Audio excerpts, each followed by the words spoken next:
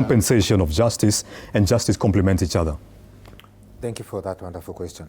I think the first and most important thing, first of all, before, compensation is an acceptance of guilt.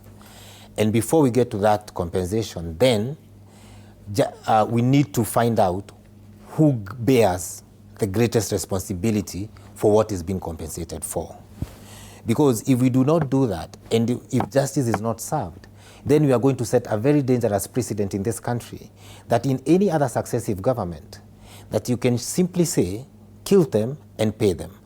And at this juncture, I'd love to say something that the President, William Ruto, once said when he was in Bomas of Kenya and all guns were on him. He said, right now the shoe fits well because it's on the other side. Tomorrow, the same shoe will shift to the other side. We, as a country, we need to come to a point where we lay responsibility and we lay blame where it is and where it lies.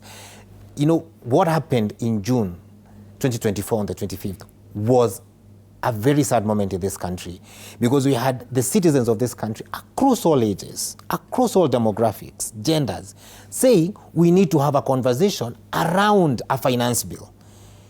And they, first of all, before they went to demonstrate, they asked for that. Can we have a conversation around this? Can we have the government coming down to the grassroots and having a conversation? Because there are issues in this bill that we do not understand. And they were met with ridicule and mockery, and they were told, you do not know these things, and these things will pass. If at that time the government said, okay, let us have a conversation around this, and sent all the members of parliament to their constituencies to explain this bill in its totality, around the grey areas to its people, we would not be in this time and in this moment that we are in right now. It is sad that young lives were lost. It is sad that today Mama Rex is still mourning the son. It is actually even more sad that to date, this Rex case is still an inquiry, that the government is saying we cannot verify who shot him, yet there's video footage of who did it. So as a country, we need to call ourselves into a meeting and ask ourselves, do we want to continue this way, or do we want to have a conversation, an honest, brutal conversation, where government says what we did was wrong, and this, can I call it bourgeois attitude that it has towards its people needs to end. Because today, it is William Ruto. Tomorrow we shall have another mad dictator sitting on that seat.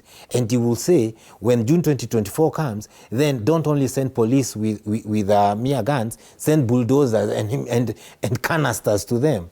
Is that where we want to get to a country? And as I finish, I'll say this. This, I think, will be the third commemoration. Hasn't government realized that for every police officer you send to the streets, the Gen Zs in this country can send 10 people for every one police? At what point does the government say we are outnumbered by these young people and let's have a conversation? For an MP to stand and say, kesho ikifika ni shwa, shwa. I mean, come on. Really, man? Is that where we are as a country? I have a question for you. Yeah, beyond compensation.